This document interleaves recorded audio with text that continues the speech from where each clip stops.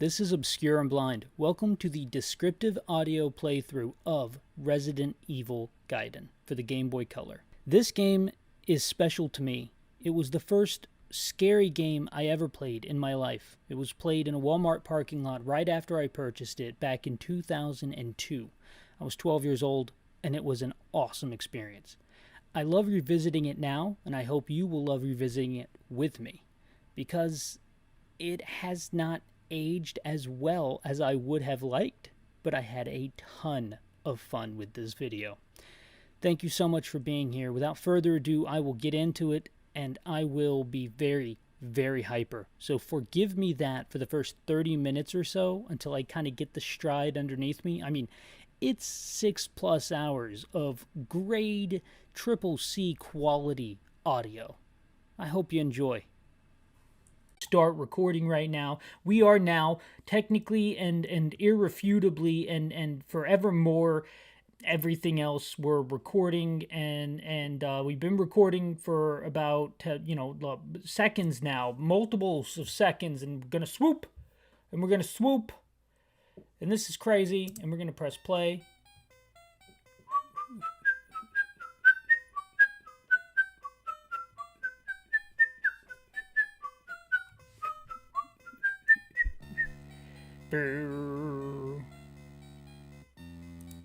Maybe if I turn it down to this. Okay, now I'm going to try to talk over it. I'm going to say stuff like, hey, this is M4 Entertainment. This is Resident Evil Gaiden. Listen to that music. We're going to stay here for just a minute while it goes through the intro screen, and I'm going to explain what we're doing today. We're doing an audio playthrough, an audio descriptive playthrough of Resident Evil Gaiden. This is brought to you by longplays.org. They do not sponsor me. And the guy who played this, whose name is NIP. Listen to that. Listen to that. That is some amazing music. That's Kamal Shahid, I believe, is coming through on the music. I need to double check that name before I begin recording.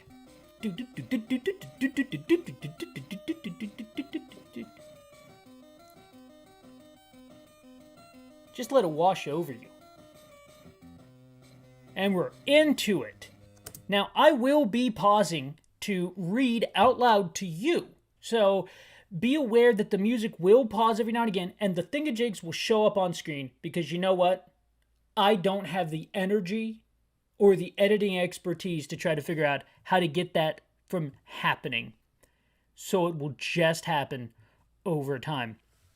You'll see that this is 1 hour and 55 minutes without me constantly pausing it. I have no idea how long I'll be here today. We will figure that out together as a unit.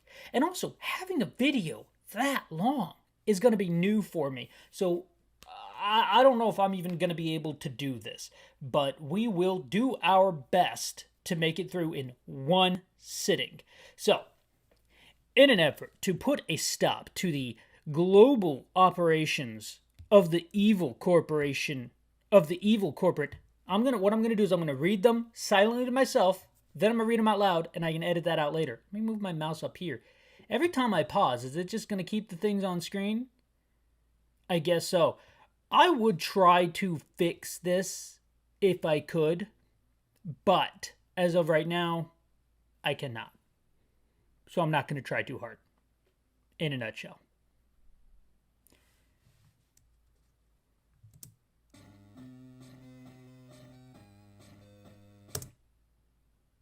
Umbrella Pharmaceuticals Incorporated. The screen shows, what am I looking at here? It shows like a silo or something? Is that supposed to be an office building?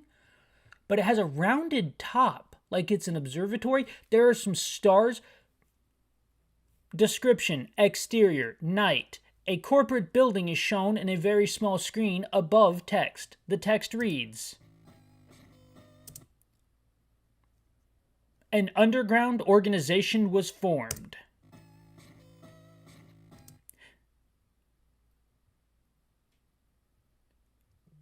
This organization consists of former STARS members and STARS, of course, standing for STARS. Special Tactics Assault Recon Services. I forget what STARS stands for. and ex-Umbrella employees. Ooh, the plot then thickens.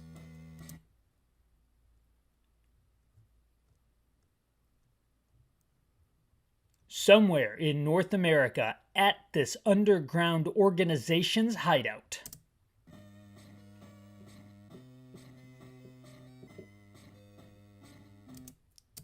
2:30 a.m. A door opens on the side of what appears to be a mountain with a road leading into it. The door has yellow crisscrosses with black crisscrosses on it, and what appears to be a toll booth to one side. Interesting choice.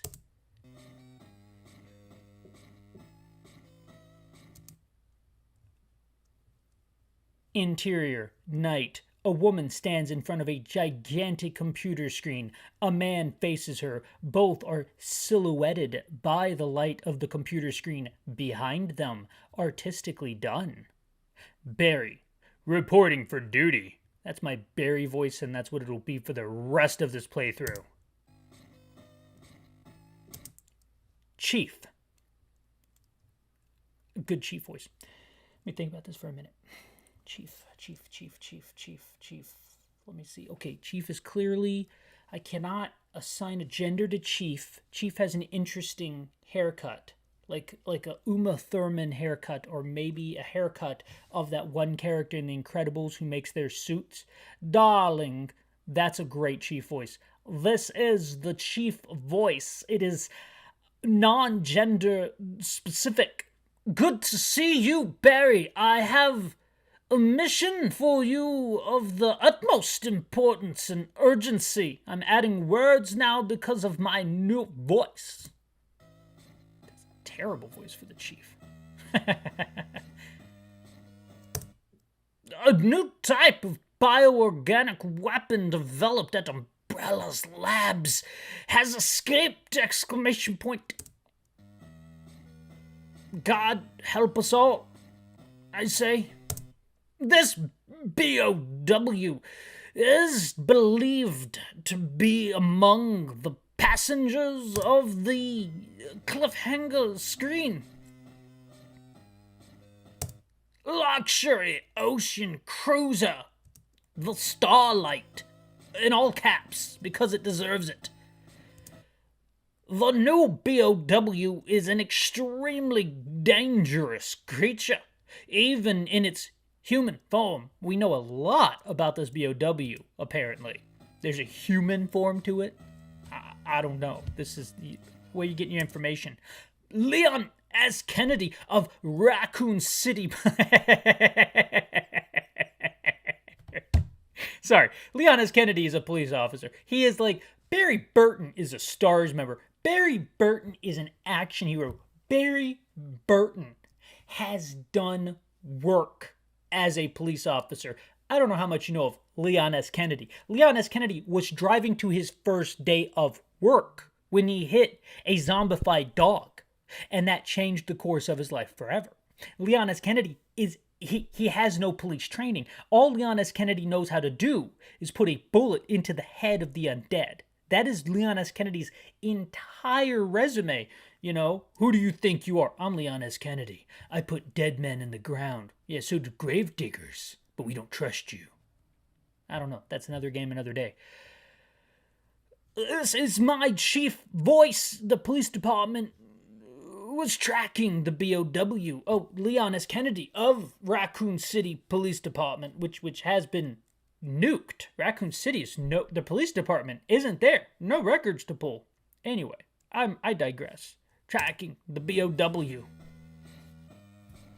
Apostrophe or comma, something at the end. But we have now lost contact with him.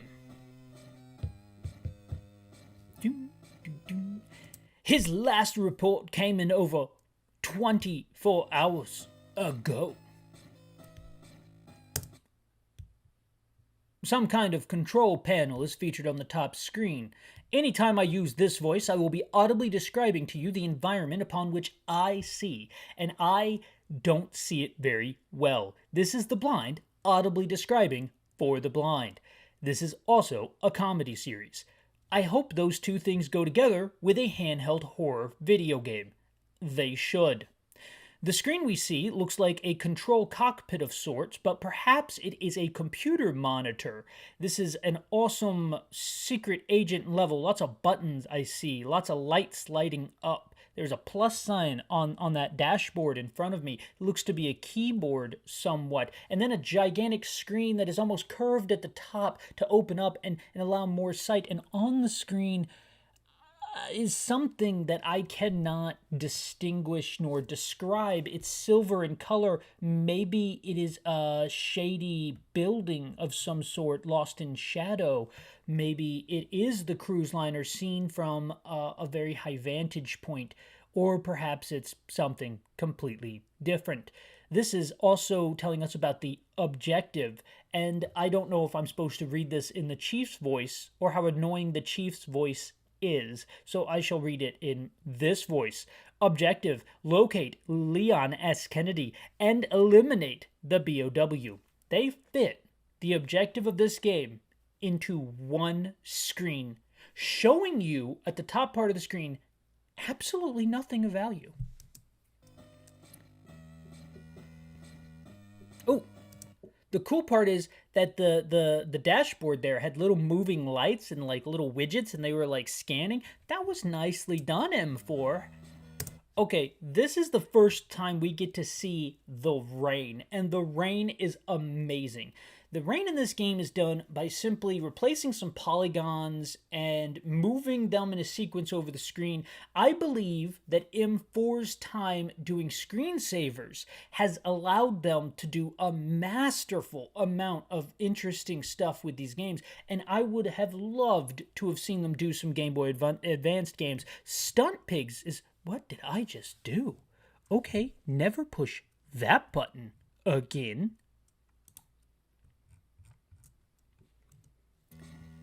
Insertion via helicopter.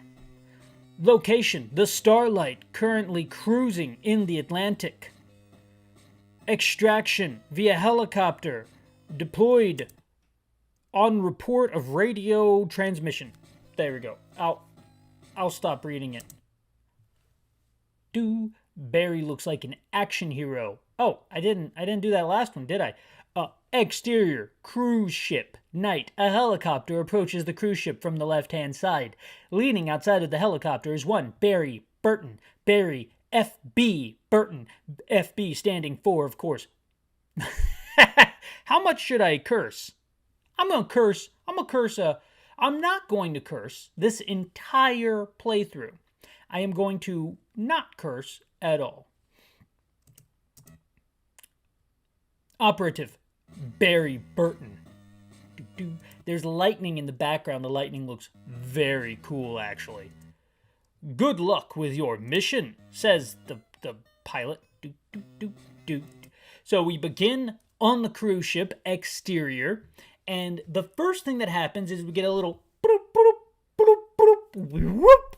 This is Solid Snake. Solid Snake, it's me. HQ. Barry, come in. Over. ... So, what I want you to imagine here, what's happening is, exterior, cruise ship, conversation. A black background takes the scene as two faces show up. On the left-hand side is an extremely constipated-looking Caucasian man. On the right-hand side is a very angry-looking Caucasian man. He has a furrowed brow. He is upset. He smells something bad. He has a look on his face as if he smells something bad actively happening. His forehead is slightly furrowed. His hair loss is increasing, much like my own. I could be Barry Burton. I have resting bad smell face. Barry, copy. I read you. Over. This is... Should I do the bit of a growl? I don't know. Copy. I read you. Over. HQ. You are now on the side deck, second floor. Make your way west to the lobby to enter the ship.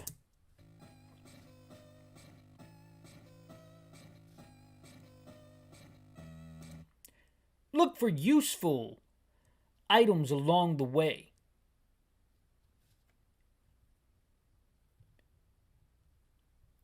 They may be hidden in boxes or other containers.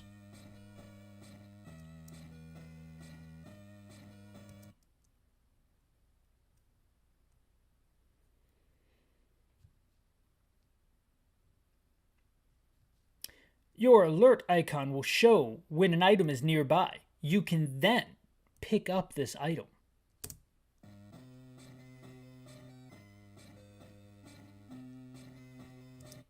Good luck, Barry.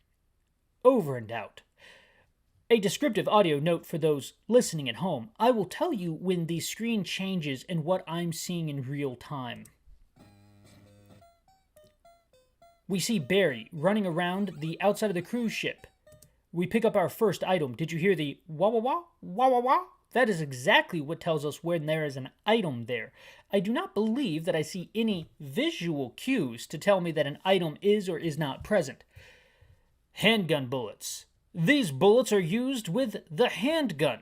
This is my voice to explain things. They're not called handgun bullets, they're just called HG bullets, because they don't have enough space, theoretically, in one single line, so they shortened handgun to HG. I don't know.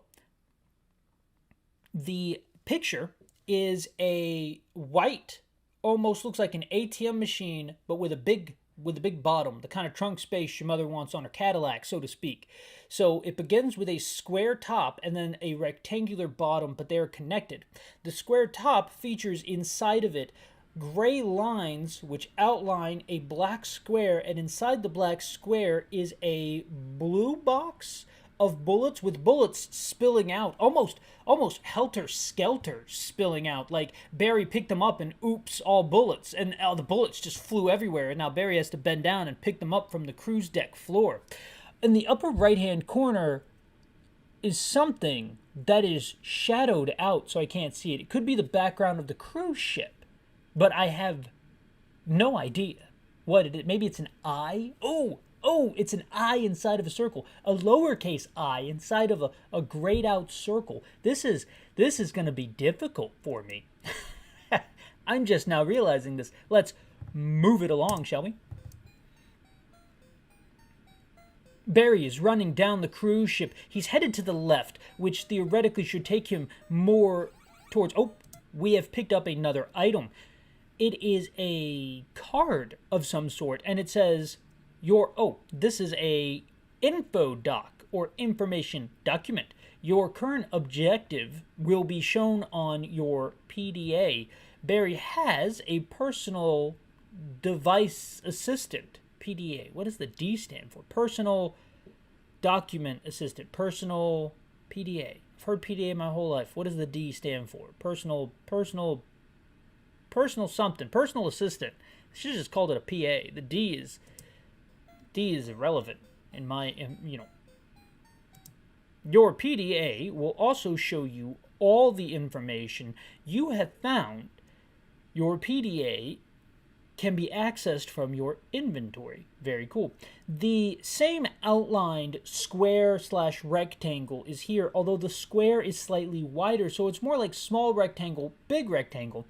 Inside the square, the item looks to be just a manila folder that has a front page. This is theoretically information that Barry is finding as he traverses the cruise ship, but information left by who? Perhaps Leon S. Kennedy was tacking pages of his own user manual for being a special agent. Because remember, Leon S. Kennedy is not a special agent. Leon S. Kennedy is a police officer who has exactly 0 days on the job and theoretically graduated from police school, but as far as I know, that is not canon. They have never given me the proper credentials or backup that Leon S. Kennedy is not some kind of criminal entity who lied his way into the police force in North America. Easy to do, I'm sure. And then got a job at a corrupt police department in one Raccoon City, which was on the outskirts of an extremely corrupt pharmaceutical corporation incorporated, an umbrella corporation, and they perhaps handpicked him for his incompetence. I could make a strong case on that, I think. Taking pot shots at Leon here. Your current objective will also be shown on your map and will be highlighted in red. I cannot see the color red, so that's gonna be problematic. For me, at least.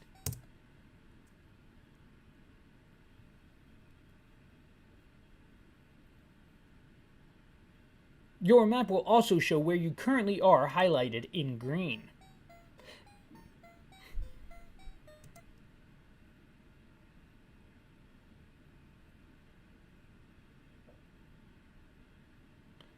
As you complete your objectives, your current status will be saved.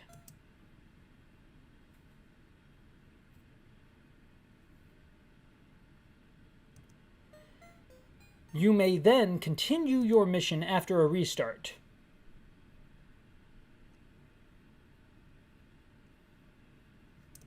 At set times, you may also save your status in slot 1, 2, or 3. This info doc is officially breaking the fourth wall and going so meta on poor Barry. He doesn't understand any of this. I ain't got no slots 3. I got a slot 1 and I got a slot 2. You may that's his mouth and you know what's up. You may then continue your mission from slot 1, 2, or 3. What's my third slot? When you restart. Barry, you got a third slot. You haven't found it yet. Barry continues heading east, and we pause the game a moment to look into our inventory. In the upper right-hand corner, there is a character portrait of Barry with resting stink face. He has a handgun equipped, as represented by a handgun model pointing to the left underneath his character face, underneath his character portrait. Yeah, it's character portrait. What else is another word for that? I don't know. Icon. He has a green health bar underneath his character portrait, and to the left of the green health bar is an empty armor sign. It looks like a shield. Above the character icon is the name Barry, B-A-R-R-Y in all caps. Below the handgun at the bottom of the upper right hand screen, we see the numbers 24, indicating there are 24 bullets in Barry's handgun. That handgun can hold 24 bullets.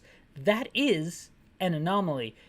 A handgun cannot hold 24 bullets unless it has an extremely extended ammo clip, which I have seen. I used to work in a pawn shop, and they make them.